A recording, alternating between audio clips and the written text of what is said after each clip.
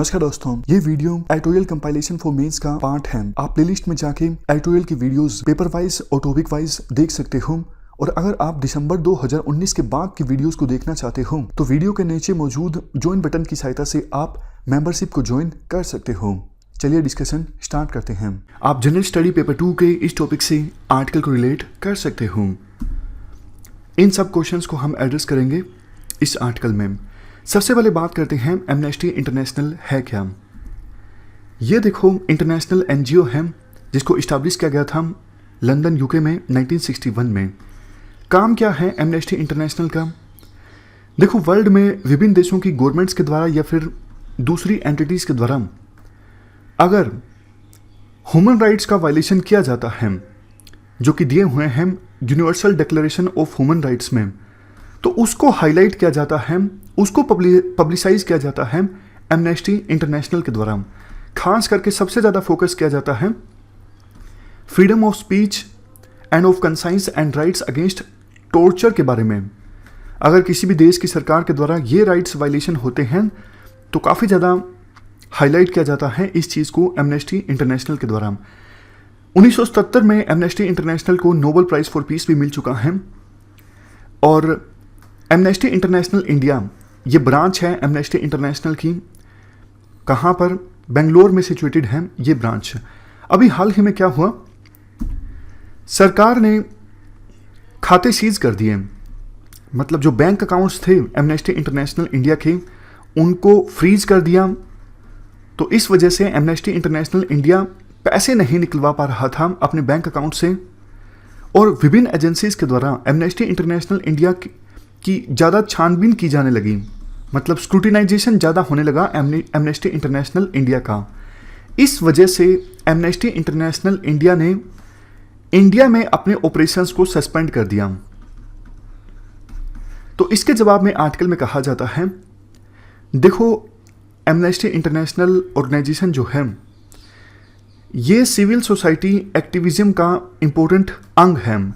मतलब जो काम एमनेस्टी इंटरनेशनल इंडिया के द्वारा किए जाते हैं जैसे ह्यूमन राइट्स के वायलेशन को हाईलाइट करना, ये सिविल सोसाइटी एक्टिविज्म का इम्पोर्टेंट पार्ट है और इससे डेमोक्रेसी और ज़्यादा मजबूत होती है, अकाउंटेबिलिटी फिक्स होती है।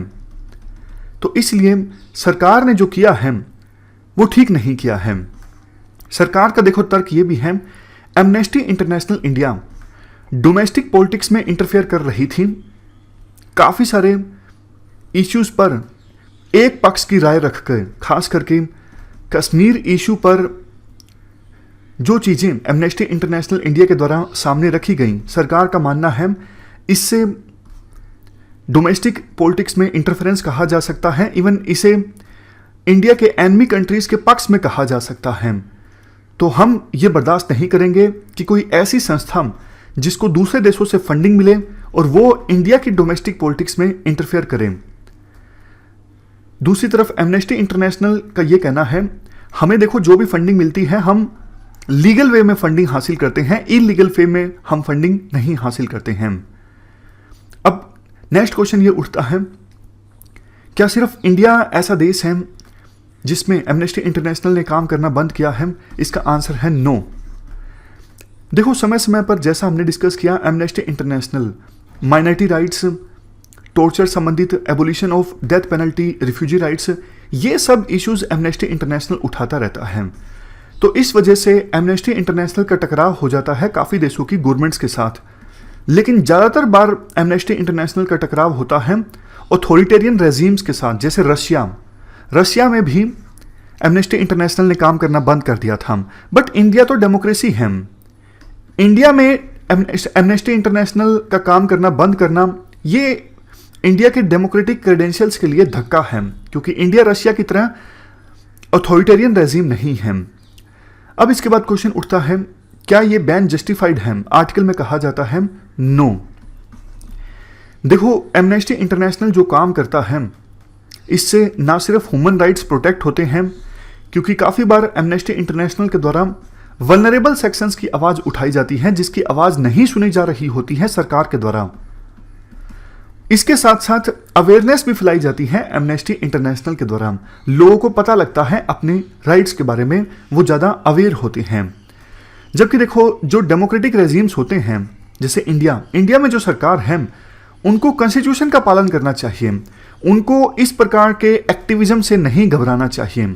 अगर एमनेस्टी इंटरनेशनल ने सरकार के कामकाज को क्रिटिसाइज किया है तो सरकार को मानना चाहिए कि ये कंस्ट्रक्टिव क्रिटिसिज्म है। सरकार चाहे तो जवाब दे सकती है, बट ऑपरेशंस में बाधा पहुंचाना, अकाउंट्स फ्रीज करना, ये एक सॉल्यूशन नहीं है। आपको अगर लगता है कि एमनेस्टी इंटरनेशनल ने जो बातें कही हैं वो सही नहीं हैं, तो आप भी जवाब दीजिए क्यों आपको लगता है कि इनकी बातें सही नहीं हैं। लास्ट में ये कहा जाता है, वैसे तो देखो आज़ादी के बाद से ही विभिन्न जो सेंट्रल गवर्नमेंट्स हैं वो इन ऑर्गेनाइजेशंस के प्रति काफ़ी सख्त रही हैं। जैसे इंदिरा गांधी काफ़ी कहा करती थी इन ऑर्गेनाइजेशंस के बारे में कि ये तो फॉरेन कंट्रीज़ का हाथ है, मतलब फॉरेन कंट्रीज़ के इशारे पर काम करती हैं ये ऑर्गेनाइजेशन। बट अभी जो सेंट्रल गवर्नमेंट है, एनडीए की गवर्नमेंट, वो और भी ज़्यादा सख्त है ऐसी ऑर्गेनाइजेशंस के खिलाफ। इसका एक एग्जाम्पल है, हाल ही में FCRA एक्ट 2010 में अमेंडमेंट किया गया। अब इन ऑर्गेनाइजेशंस के लिए बाहर से फंडिंग लेना और भी ज़्यादा डिफिकल्ट हो गया है। करना क्या चाहिए, what needs to be done. देखो इंडिया एक डेवलप्ड और जस्ट नेशन बनना चाहता है, तो डेमोक्रेटिक डिविडेंड, प्रोसीजरल इंस्टीट्यूशंस, ये जो हैं ये हमारी स्ट्रेंथ हैं, इनको हमें यूटिलाइज करना चाहिए।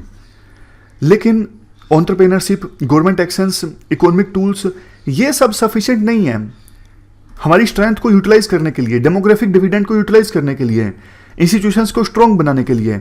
इसके लिए वाइब्रेंट सिविल सोसाइटी का होना भी जरूरी है। सिविल सोसाइटी की वजह से काफ़ी सारे इंपॉर्टेंट एक्ट्स आए हमारे देश में, जैसे राइट टू इंफॉर्मेशन एक्ट। लंबे समय तक सिविल सोसाइटी ने मांग की थी, तब जाके ये RTI एक्ट आया, और RTI कितना ज़्यादा इंपॉर्टेंट है आप इससे वाकिफ हो। इसके अलावा MNREGA, privacy rights, gender equality, rights of sexual minorities, environmental activism, इन सब में इंपॉर्टेंट रोल प्ले किया गया सिविल सोसाइटी के द्वारा। और NGOs आगे भी ऐसा करना जारी रखेंगे। तो उम्मीद ये की जाती है कि एमनेस्टी इंटरनेशनल जो है वो अपना डिसीजन पलटेगी और फिर से इंडिया में अपने ऑपरेशंस को स्टार्ट करेगी। और सरकार की भी जिम्मेदारी बनती है कि ऐसी ऑर्गेनाइजेशंस को स्मूथली काम करने दिया जाए। हाँ, अगर कोई कानून के खिलाफ जाता है तो सर्टेनली उस ऑर्गेनाइजेशन के खिलाफ कार्रवाई की जाए। तो ये हमने पूरा आर्टिकल डिस्कस किया एमनेस्टी इंटरनेशनल इंडिया के द्वारा। इस डिस्कशन में फिलहाल इतना ही है। Thank you very much for discussion.